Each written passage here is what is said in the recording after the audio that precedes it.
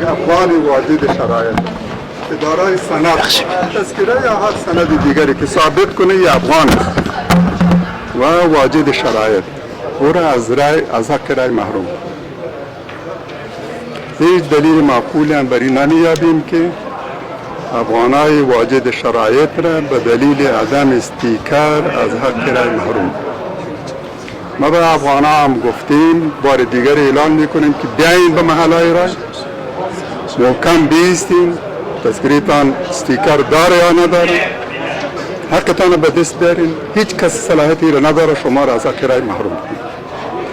اگر مشکلی ایجاد میشه مسئولیتش به دوش کسایی است که به خاطر تقلب شرط استیکر را وضع کرده و مردم را از حق رای خود محروم میکنه. اینا میدانم که دیدی افغانا را باید محروم کنیم، مخصوصا اونایی که به سیکولارها رای نمیدن. مجاهدن، خانوادهشان مجاهد، در آزادی کشور نقش داشتن، از اشغال اسارات از این وضعیت دردناک که فعلی نفرت دارن، خواهان تغییرن، خواهان خروج نیروهای اجنبی از افغانستان، خواهان خاتمی جنگن. اینا به این دو تیم رای نمیدن. به همین دلیل اونا خواستن که مناطق از حق رای محروم کنن. سفیر جرمنی و بریتانیا دقیقاً چون وایسرای افغانستان، نه سفیر، وایسرا یعنی حاکم اصلی کابل در انتخابات مداخله کرد و دستور داد، فرمان با زمامداران هم و با کمیسیون انتخابات هم که مرا سلب صلاحیت کنند، یعنی که زمام انتخابات به دست ایناست، زمام حکومت به دست ایناست. اینا فرمان میتن و زمامداران ما مامورن. نمیدانم که چه کسی به این صلاحیت را دارد. چرا باید در امور داخلی ما مداخله کن؟ در گذشته اگر معاملهتان با غلام صفتا بود، هرچی اونا فرمان میدادین اطاعت میکنن، ولی بدانین که پس از این فرمانها نمیچنن.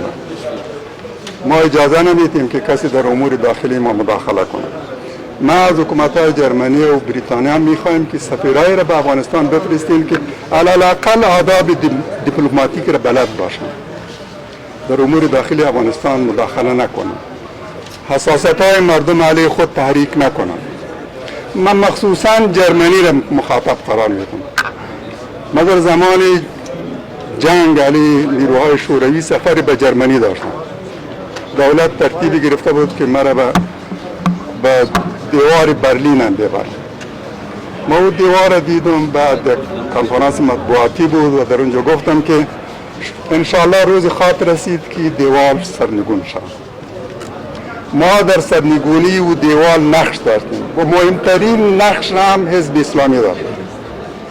این مردم زیاد احسان فراموشن که امروز نیم و سفیرش جرمنی را که ما متحد کردیم، جرمنی را که ما دیوال برلین باعث تجدید جرمنی با آلمان شرقی و غربی شده بود، ما را ویران کردیم، ما باعث شدیم. امروز دنیا و مرا میخواه سلب صلاحیت کنم. از این معلوم میشه که رئیس جمهور اصلی ما در ارگ نیست، در سفارتخانه هاست.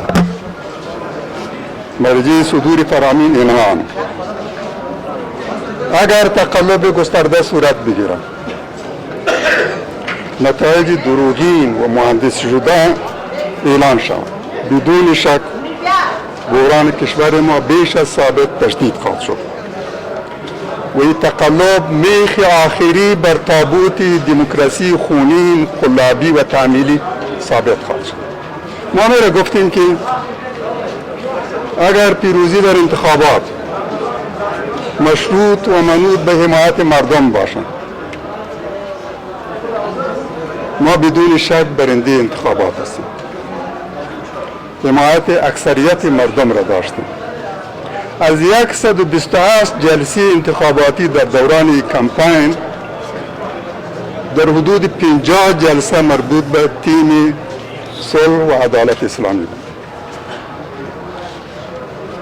ما در تمامی ولایات جلسات بزرگ پر شکوه داشتیم، خرد و بزرگ. اجتماعات ما هم از لحاظ کمیت جلوتر از دیگرها بود و هم از لحاظ کیفیت خیلی خیلی بهتر و عالیتر از دیگرها. ما در کابل 2 جلسه بزرگ داشتیم، در حالی که بقیه تیم‌ها 1 جلسه هم نداشت. آقای اشرف غنی خواست جلسه بزرگ داشته باشه ولی ناکام شد. در بدخشان، تخار، بغلان، کنر، ننگرهار، کاپیسا، پکتیا و هرات بزرگترین اجتماعات را ما داشتیم. وضعیت انتخابات طوری است که از 34 میلیون نفوس افغانستان 6 میلیون مهاجرند، 3 میلیون آواره و بیجا شدند. در حدود 60% کشور از سلطه دولت خارج است و اگر سلطه هم دارد با بقیه کشور سلطه نسبی است، متزلزل. میبینیم در این هم قسمت های زیاد را از شرکت در انتخابات محروم کرده و در حدود 12 تا 13 میلیون افغان در مناطق تحت سیطره نسبی دولت به سر میبرند. از این جمله تنها 40% واجد شرایط خواهد بود که تقریبا در حدود 6 میلیون می شود. قطعا دروغ است که گویا بیش از 9 میلیون ثبت نام کردند. این ارقام بیشترش هم خیالی است. هیچ عقل منطقی میره نمیپذیره که دولت بر کمتر از 40% افغانستان تسلط داره. 6 میلیون مهاجر است و 9 میلیون میتونه در انتخابات شرکت کنه. هیچ منطقی میره نمیپذیره. رئیس جمهور آینده افغانستان شاید با کمتر از 2 میلیون رای پیروز اعلام شد. نتایج را احدی نخواهد پذیرفت. بحران تشدید خواهد شد.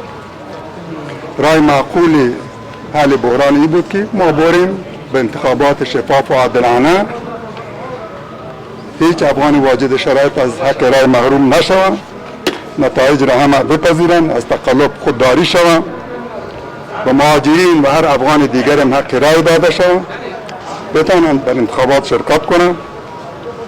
در همین مدت هم در همین روز انتخابات و 1 روز قبل و حتی امروز دو تیم تبلیغاتی را برانداختند که گویا ما انصراف کردیم به نفع او گروه تا مردم اخفال کنند و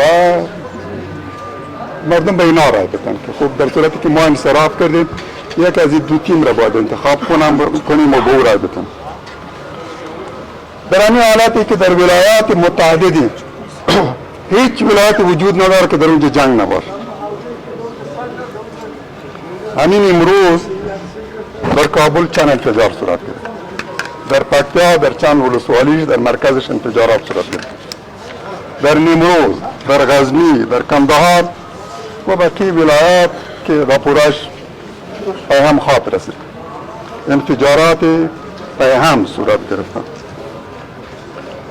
متاسفانه دولت به جایی که انتخابات در فرصت و شرایط برگزار شود، امنیت است علاوه در مناطق تحت سلطه دولت، مهاجرین که در امن به سر میبرند اسناد معتبرتر دارند نسبت به تذکره افغانی، در فضای امن و فارغ از جنگ انتخابات برگزار شد و اگر انتخابات هم برگزار میشه به مشوره و موافقه همه کاندیدا باشه و مشوره و موافقه همه اعضای مطرح در قضایا باشند، اینا به طور یک جانبه تصمیم گرفتند بدون اعتنا برای افغانا، بدون اعتنا به وضعیت بد امنیتی، بدون اعتنا به اینکه در این انتخابات هم خون هزارها افغان خاطر خواستن یک بار دیگری بر حرکه قدرت بنشینن. فکر میکنم خواب و خیال است، اشتباه کردین، غلط خواندین، بر مردم ما رحم کنین، از این بازی های خونین خودداری کنین. بر صورت ما چون خواستیم بریم از این فرصت هم یک استفاده شد.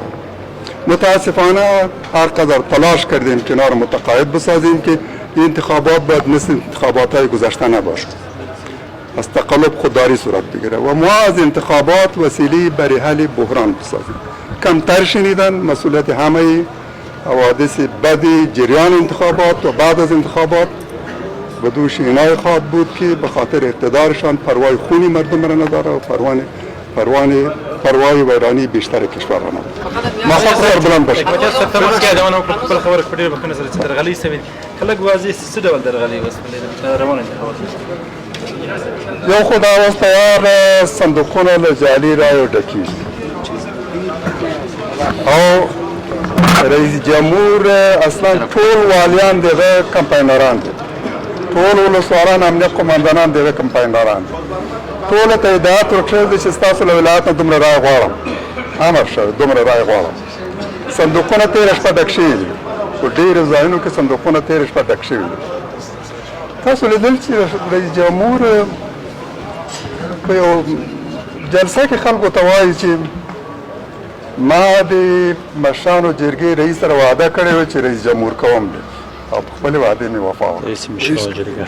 رئیس د مشرانو جرګې د ده سره مې وعده کړې وه چې زه ستا حمایت کوم او په خپلې وعدې مې وفا وکړه. بیا یې کټ کټ وخندل او چا چې د تا په خلاف د ده په خلاف ځان کاندید کړی و هغه مې د مشرانو جرګې نه وایست، بیا یې کټ کټ وخندل. یعنې تر دې نه هم لوی تقلب کېدلی شي، تر دې نه هم لوی غیر قانوني عمل کېدلی شي چې یو څوک وایي ما له خپل اقتدار نه په استفادې سره د مشرانو جرګې د اداري هیات په ټاکلو کې مداخله کړې او چا چې ځان کاندید کړی و هغه په غیر قانوني توګه له مشرانو جرګې ایستلی و. دې ته ورته په میلیونونو ډالر په دې انتخاباتو کې مصرف شوي دي. تاسو که وګورئ په دې دواړو ټیمونو کې زیات ترکیز په شخصیتونو اخیستل شوي. زموږ تفاوت او امتیاز له نورو ټیمونو سره همدا و چې موږ په ولس باندې تکیه کړې، ولس ته تللي نورو په شخصیتونو باندې تکیه کړې ده. موږ ته شخصیتونو مراجعه کړې ده، ویلي دي چې بس دا لار نه غوره کوو، غواړو چې لاړ سو یو اصولي مبارزې ته، یو سالم او رغنده رقابت ته او سیالي ته. د همدې لپاره موږ له هیڅ ټیم سره، له هیڅ ګوند سره، له هیڅ شخص سره معامله نه ده کړې، وعده هم نه ده ورکړې چې وزارت درکوو، ریاست درکوو. موږ کولی شو د اشرف غني ورور قانوني توګه په یو څه باندې راضي کړو، ځان سره ونیسو، ولې دا مو ضمیر مو اجازه نه راکوله چې دغسې غلطه لار د رقابت غلطه لار ورکړو، ولې دوی له هیڅ څه نه درېږ نه دی کړی. برای فعلا کفایت میکنه.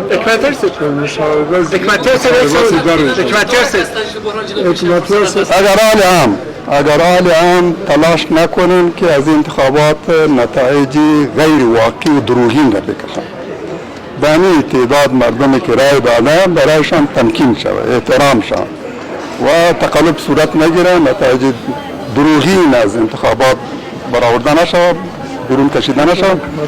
بگذارن مردم رای بدن، بدون استیکار بیان رای بدن، زنها رو وادار نکنن که حتما تصویرشان گرفته شود و زنهای شریفی که نمیخواهند تصویرشان گرفته شود اینا رو از انتخابات محروم نکنن.